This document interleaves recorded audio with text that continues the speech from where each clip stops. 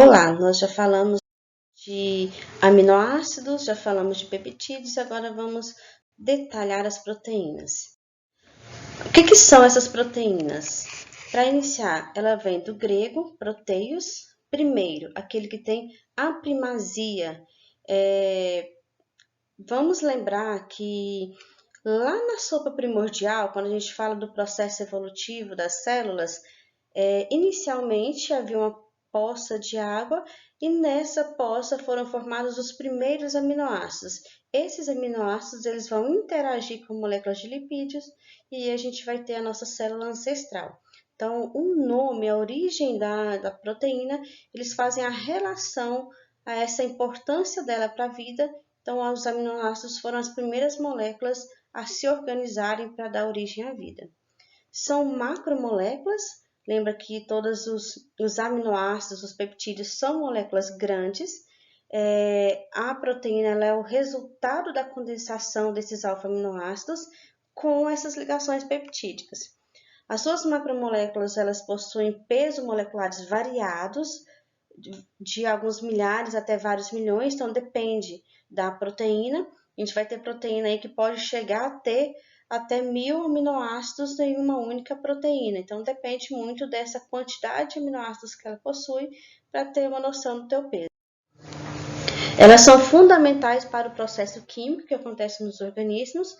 E aí, se você pega um animal, por exemplo, esses animais, o peso, a proteína vai corresponder a 80% do peso dos músculos. Então, as nossas fibras musculares, que faz com que a gente se movimente, que a gente mexa o nosso corpo, corresponde aí a 80%. Se você retira a água desse peso, eles são proteínas. Se você desidratar a pele ou sangue, por exemplo, a pele você tem aí cerca de 70% de proteína e o sangue 90% de proteína quando desidratado. E as plantas aí entre 40% e 60% da membrana, então você tem a membrana plasmática ali que envolve a célula das plantas, entre 40% e 60% é proteína.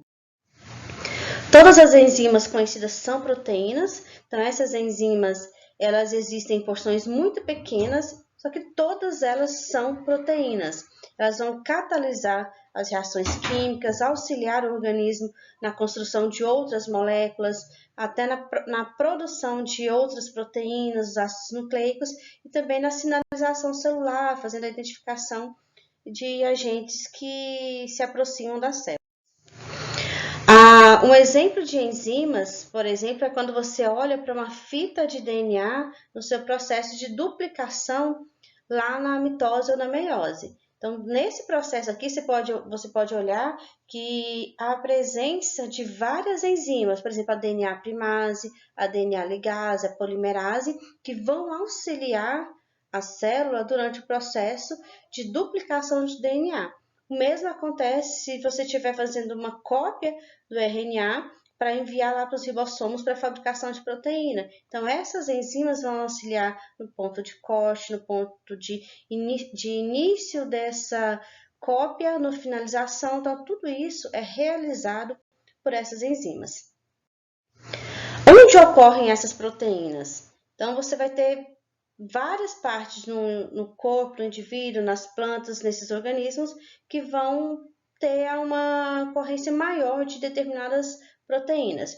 No pâncreas, por exemplo, a gente tem uma produção de insulina. Essa insulina ela vai ser utilizada para quê? Ela é liberada na corrente sanguínea e ela vai capturar as moléculas de glicose e essa molécula de glicose ela vai ser levada até para dentro das células para que seja realizado o processo de respiração celular.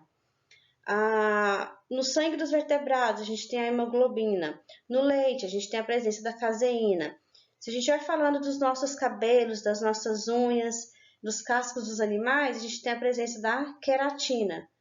A hemocianina, que vai estar presente no sangue dos invertebrados, ou a pepsina no suco gástrico. Então, cada local a gente vai ter um tipo de proteína constituinte que vai ali executar algumas funções. Nos vegetais, a gente tem a presença da clorofila, que vai auxiliar na assimilação da luz para que haja a reação química entre o carbono e a molécula de água para fabricar a glicose.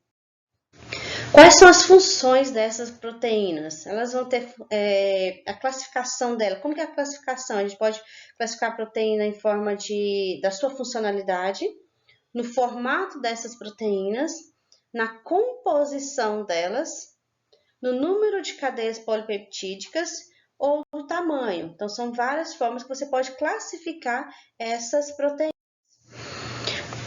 Se a gente for classificar em relação à função, a gente vai ter algumas funções principais, como a função estrutural, que aí a gente fala, por exemplo, dos nossos cabelos, que são fibras, que é uma função estrutural, o auxílio no citoesqueleto das células, onde você tem ali, cada parte do citoesqueleto é formado por algumas proteínas. A função nutricional, que vai auxiliar tanto na parte nutricional e armazenamento de energia, né? Então, algumas proteínas elas podem ser quebradas para gerar energia para o organismo. E na forma dinâmica. Então, essa forma dinâmica ela vai estar espalhada por todas as células do indivíduo, e aí ela vai ter a função motora. O que é essa função motora? Ela vai carregar as organelas de um local para outro, ela vai buscar uma mitocôndria que está numa direção e vai colocá-la em outro local. Ela vai regular o processo da fabricação de hormônios, a produção de enzimas, o transporte. Como que esse transporte é realizado? Além de carrear essas proteínas motoras, carrearem as organelas de um local para outro, o transporte ele acontece também lá na membrana plasmática, quando você tem a entrada e saída de substâncias de dentro da célula. Então, se a célula perde água ou ganha água, essa água ela vai passar pelos canais de proteína, ela não passa por qualquer local, ela passa dentro desses canais de proteínas que vão auxiliar nesse sistema de transporte de água para dentro e para fora da célula. E também vão atuar no sistema de defesa, auxiliando na identificação dos organismos que entram ali, dos invasores que entram dentro da célula, então elas identificam e mandam a informação para os locais adequados para que seja realizado todo o processo de defesa do organismo. O tamanho dessas proteínas. Isso é variável, dependendo do autor. Há autores que vai dizer que entre 50 e 500 aminoácidos você tem uma proteína. Já outros autores falam assim, não, que até 70 você ainda tem um peptídeo, a partir de 70 você considera uma proteína. Ou acima de 100, então variando até 1000 aminoácidos, você pode ter uma proteína. Então, isso é mais questão de nomenclatura. Então, elas vão possuir uma ou mais cadeias monoméricas e algumas que são oligoméricas. Então, elas possuem mais de uma cadeia que estarão interligadas. A gente vai chamar isso de dímeros ou de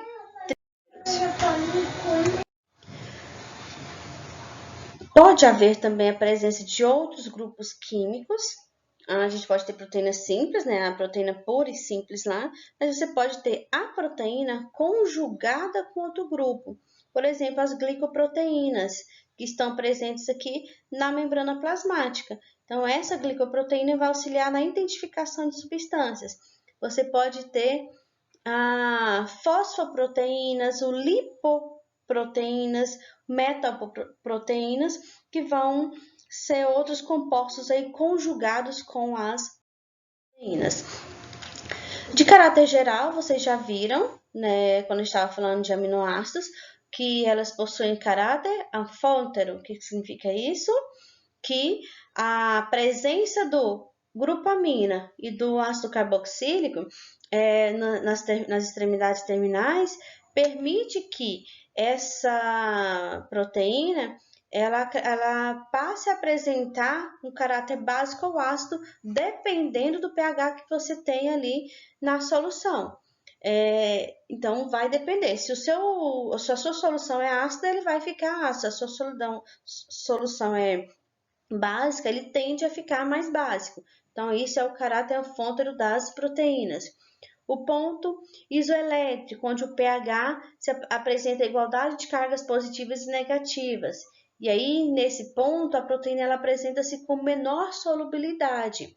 A proteína, para ela ter uma maior solubilidade, ela tem que estar inserida em um meio mais salino. Então, você tem que acrescentar mais sal para que haja uma melhor solubilidade dessa proteína ali naquela solução. Características de eletrólitos: a existência de grupos ionizáveis garante a presença de cargas positivas e negativas na molécula de proteína e a sua solubilidade vai depender ali da sua carga elétrica. As proteínas simples, a gente tem várias aqui. A gente vai ter, por exemplo, as protoaminas, que é representante aqui a salmina, que vai estar no esperma do salmão. A gente tem as proteínas das histonas, não sei se vocês lembram que a gente viu sobre as proteínas histonas quando falamos lá de DNA na biologia celular, porque as histonas são as proteínas onde o DNA vai se enrolar para dar a estrutura do cromossomo, vai dar o formato de cromossomo. As albuminas no ovo, a lactoglobulina, as globulinas, que também está presente no ovo, no soro, nas amêndoas, as glutelinas, prolaminas, são todas proteínas simples que vão fornecer aí exclusivamente os aminoácidos. E aí a gente tem as proteínas conjugadas, que são as que por hidrólise você vai produzir alfa-aminoácidos ao lado de outros compostos denominados núcleo prostético ou grupo ou núcleo prostético ou grupo prostético. E aí a gente tem as glicoproteínas, as fosfoproteínas, as cromoproteínas ou as nucleoproteínas. Então, todas essas, elas serão proteínas conjugadas, que se você quebrar ela, você tem duas substâncias ali separadas. E temos as proteínas derivadas, que são aquelas que nós vamos, quando a gente come, quando a gente ingere esses alimentos, nós vamos hidrolisar parcialmente essas proteínas naturais e vamos formar outras proteínas do nosso corpo. Aí a gente vai formar as proteanas, as metalproteanas, proteínas coaguladas, polipeptídeos, e a gente vai utilizar essas proteínas no nosso processo metabólico. A classificação quanto à função biológica. E aí a gente tem função estrutural, reguladoras, protetoras, nutrientes, o armazenamento e as transportadoras. As estruturais de construção, nós temos o colágeno, que vai estar presente aí nos nossos ossos, na cartilagem, nos tendões e na pele. Temos também a queratina, que está presente nos pelos, no cabelo, nas nossas unhas. Até eu tenho aqui uma fibra de queratina nos nossos cabelos. Então, você tem os átomos, esses átomos vão se organizar em formato dessas moléculas, esses aminoácidos vão formar essa molécula de queratina. Então, você vai ter várias moléculas de queratina formando essa fibra de essas microfibras que a gente chama de cabelo. Então, o nosso cabelo ele possui essas fibras, são várias fibras que vão se alinhar ali, vai formar esses fios, e um córtex que ele vai ficar encapando essas microfibras e vai dar essa estrutura que nós conhecemos como cabelo. As miosinas, que vai estar presente no nosso músculo, então quando nós contraímos os nossos músculos, estamos movimentando as proteínas de miosina, ou a albumina, que está presente no nosso plasma sanguíneo, também lá na clara do ovo. As proteínas reguladoras são aquelas que vão controlar e regular as funções orgânicas, e aí eu cito aqui as enzimas como um todo, a gente tem a amilase, a maltase, a pepsina, e eu citei lá no nosso DNA, a gente tem a DNA polimerase, a RNA polimerase, a primase. Então, são várias enzimas que a gente tem em pequena quantidade e a gente vai usar no nosso processo metabólico. Os hormônios também, aqui tem uma imagem Nós temos uma imagem da gastrina, e essa gastrina, ela vai ser o hormônio que vai induzir o nosso estômago a produzir o suco gástrico. E aí ela vai estar ali, esse hormônio ele é fabricado, e aí o nosso corpo ele começa a produzir o suco gástrico para poder digerir os alimentos. Então, ele induz a produção desse suco gástrico. E aí, a gente tem a insulina também, que eu já comentei com vocês, e vamos ter outros aí que vai ajudar no nosso processo metabólico como temos as proteínas protetoras ou de defesa, que são os anticorpos que defendem o organismo e que serão produzidos por células específicas do sistema imunológico, que a gente chama de linfócitos. As antioxinas elas vão neutralizar as toxinas dos agentes de infecção, como as bactérias. As aglutininas, elas vão o quê? Aglutinam certos agentes de infecção. As opsoninas, elas tornam os agentes de infecção mais facilmente atacados pelos fagócitos. E as lisinas dissolvem certos agentes de infecção. Então, algumas vão neutralizar, outras vão fazer a identificação e vai aglutinar ali, separar esses agentes infecciosos, e outros vão aí atacar mesmo esses invasores, e as lisinas vão dissolver esses invasores. Eu tenho uma imagem aqui da produção da vacina, que você vai usar como uma antitoxina para, por exemplo, o veneno de cobra. Então, é inserido parte dessas moléculas dos antígenos do veneno nesse animal. Esse animal ele vai produzir os anticorpos necessários para defender o organismo dele dessa mordida, no caso de uma serpente, e aí ele começa a produzir esses anticorpos. E aí o laboratório costuma pegar esse anticorpo e trabalhar a retirada do soro desse anticorpo, desse sangue, para poder fazer as vacinas em caso de algum acidente. Então, quando acontece o acidente, você já tem ali um antígeno adequado para determinados animais. Temos para todos os tipos de cobras? Não, porque cada animal ele vai produzir esses anticorpos apenas para aquele que ele teve contato. E aí, assim, a gente tem uma grande variedade de animais que pode picá-los e pode sofrer um acidente, e aí isso não vai defender de outros animais. Então, se você tem para jararaca, ele não vai te defender, o anticorpo não te defende para uma picada de cascavel ou outro animal. Como nutrição, essas proteínas elas vão armazenar ou vão ser o próprio nutriente que vão ser necessários para o nosso crescimento e desenvolvimento. E aí aqui está aquela parte que ela é essencial no nosso desenvolvimento até, a gente fala assim, da parte da infância até a adolescência, enquanto nós estamos em desenvolvimento. Então, são vários elementos que a gente precisa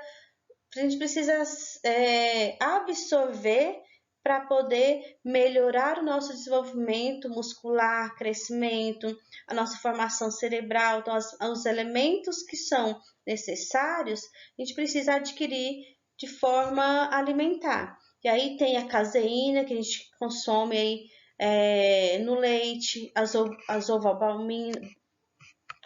ovalbuminas, a glicina na soja, a isdetina nos cereais. Então, são todos elementos que a gente vai precisar para o nosso desenvolvimento ao longo da nossa primeira fase de desenvolvimento. E temos as proteínas transportadoras. Nós temos as hemoglobinas, que são no sangue, né, que elas vão transportar o oxigênio dos pulmões aos órgãos periféricos. Então, ele vai carregar esse oxigênio por todo o nosso corpo. Nós temos o plasma sanguíneo, que vai ter a presença de lipoproteínas, que vai transportar as moléculas de lipídio do fígado para outros órgãos. E temos também as proteínas das membranas, aquelas que vão transportar carboidrato, íons, moléculas através da membrana, lá por meio daqueles canais.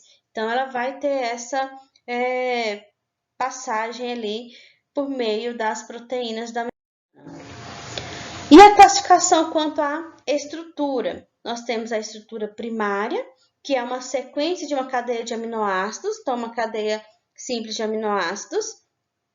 A estrutura secundária é onde acontecem essas pontes de hidrogênio. Você pode ver nessa segunda figura aqui que você tem os hidrogênios fazendo uma ponte entre um elemento e outro, onde ela vai dar essas curvaturas e dá um formato como se fosse uma folha pregueada, né? Então ela dá a impressão que elas estão ali bem próximas, ali pregueadas, organizadinhas. A estrutura terciária, onde há interações entre a alfa-hélice e as folhas pregadas numa mesma cadeia, e aí ela já vai formar aquele novelamento ali dessa proteína. E a estrutura quaternária, quando ela tem mais de outras proteínas ligadas, ou você tem uma glicose, ou você tem uma lipoproteína, que vai fazer as interações para formar essa proteína principal.